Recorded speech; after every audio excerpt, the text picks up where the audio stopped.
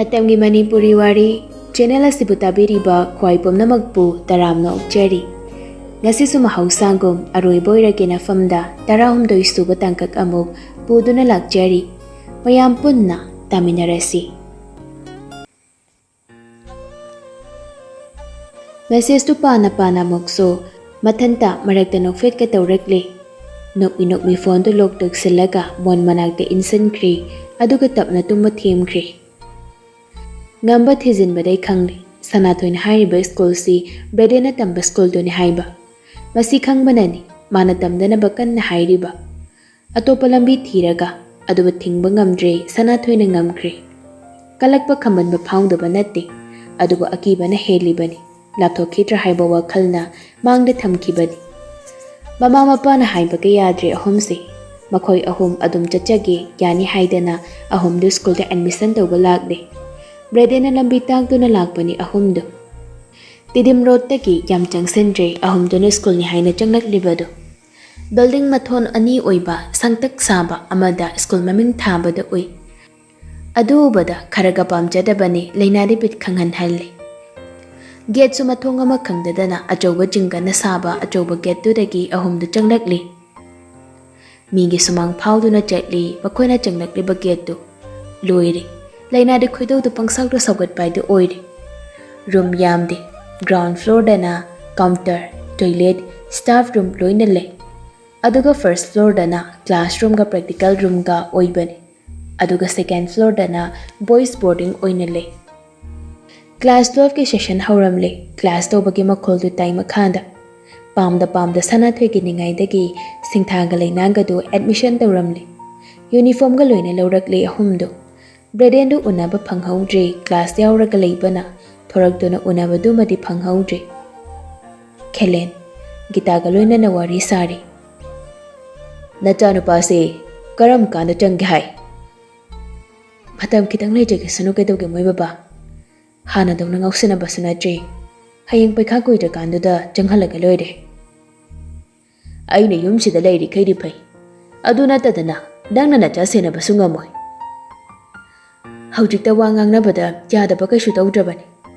Phazana wari sanaraga matam khara sida leijarasan. Kuina leibadi yarui aina. Phare. Nang na hairabani na matam khara di leijarasan. Gita mapurai baki wadu tabada nokfet tawje.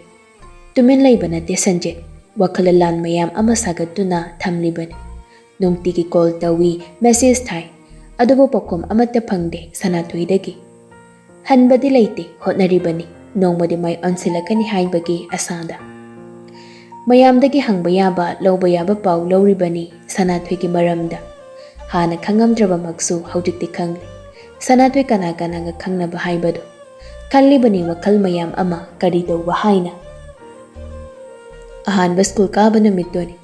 Ahumak anawba uniform set pagi muti amna nungayba matawni. Lanjada pisagi matagom satra mali ahan bakaba namit oi bagira. Mama mapa na manam namla kahomdo sorok da punna thengnari.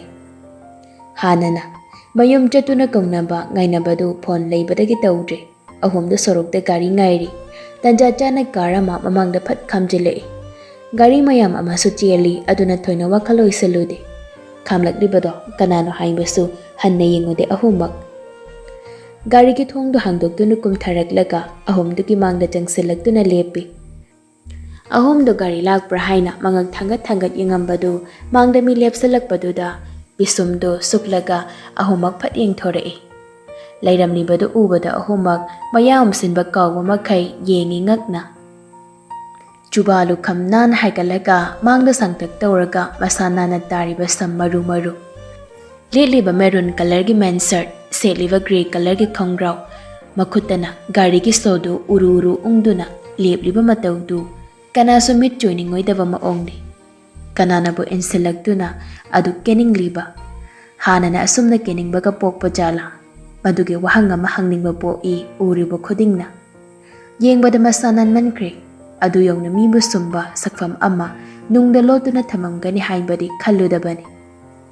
Ngamba mandre leplibado ngamba oirabasu hana ukiba saktamgi mami majet ama phauba haujik uriba saktam asida yaudre Masamdu khak kakkibada aduk pukning huba saktam ama leiramgani haiba mangda maya kaba makai yengliba ahomse nongmata khalludabani aduba thajadaba mafamda kai lei haibagum ngahan makai haudongni khalluba matik chawba kaijaw ondura thorakli ngamma nokfet tawraga ahumduda hairagli ngasidi first day ni na aina thilage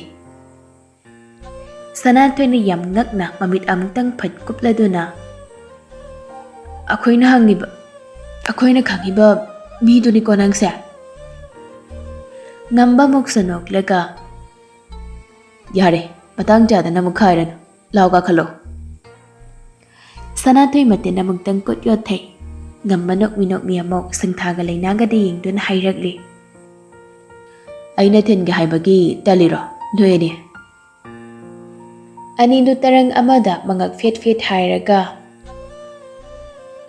tande adudi law ai thinbirage ngamba wandu hairamnaga gari da kakhatkre ahomdu makoi masel khoningna pangende inne ngamba side mirror du chingtharaga lao da noi hombo aina pharaga pura dawsingai noi homna toidu minu uraga ise nupi phaboi nu batari ngurung ngangnari ahomdudi nanghan kakhalo dale nanghan kakhalo ngamara ai sira phawne sukam ngamara iseni loisilakpada Sanahal na hana kabada tari upai leite Sanahal maningi thongdu hangduna kakhallakle ngambadu Sanahal na maning sita kakhibadu pairap yengambani adubu mari leina hoi kakhalakpaduda nokningdaba minok amana mahut sinkre tasingna hairadi leinaga singthangado kaya hainadabani adumna nupanaga tawraga school chatpadu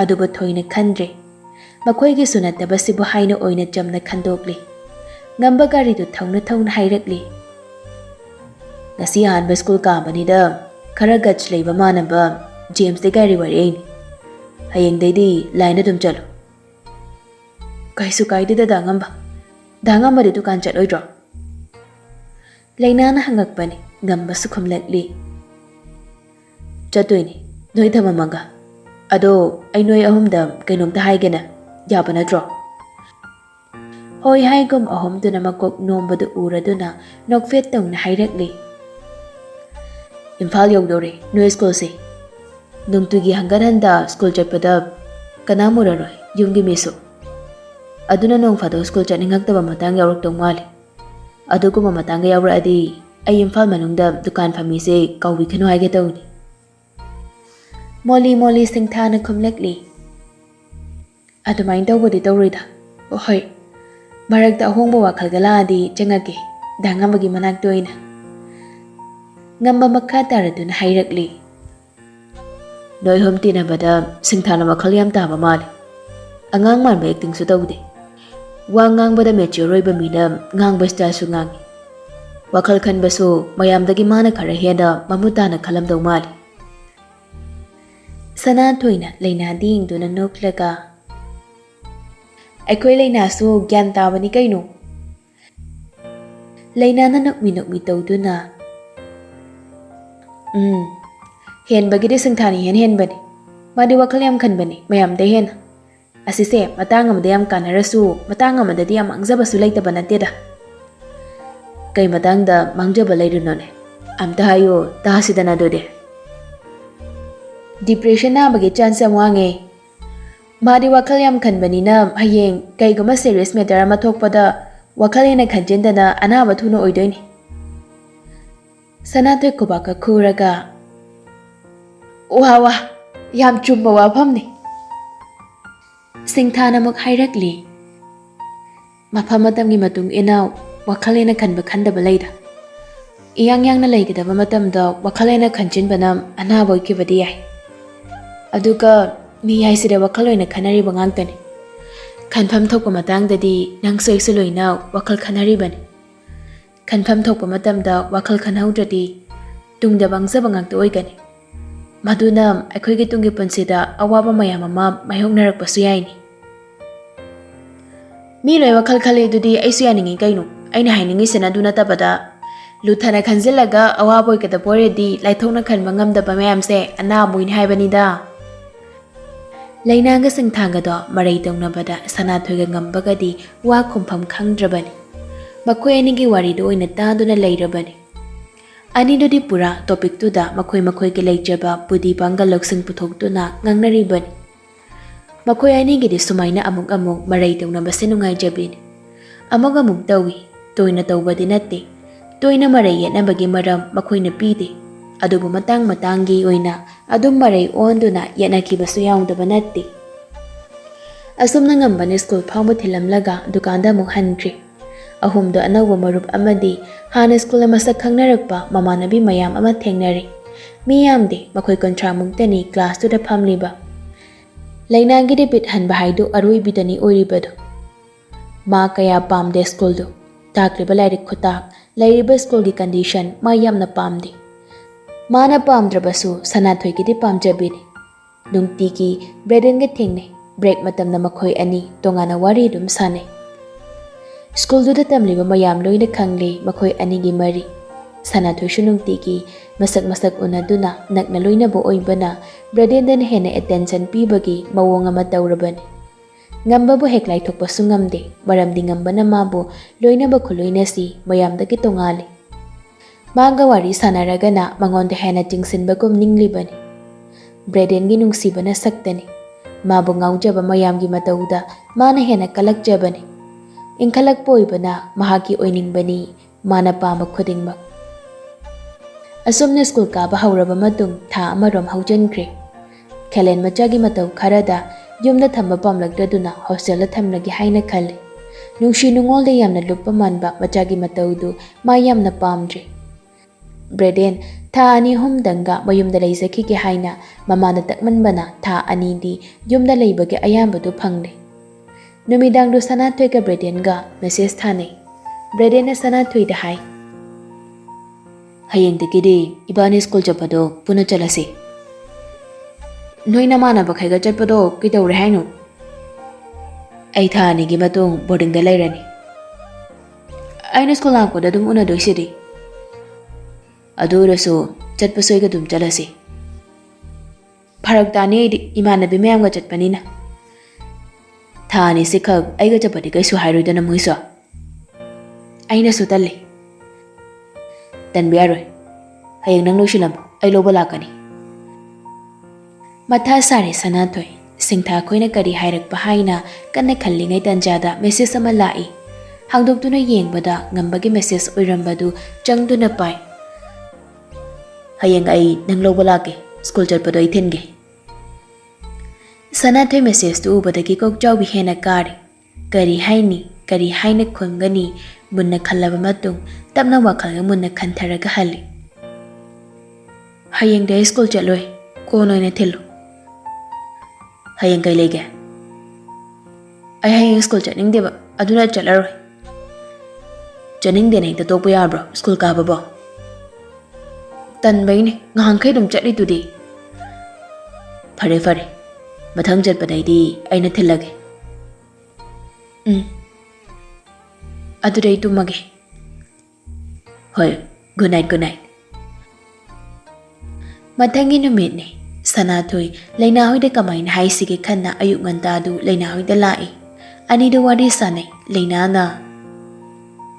Kainu ngahak leiraga dum unadaw leirasida uhawdadi leiba ngamdai maongda ang pairaisi kadawrage.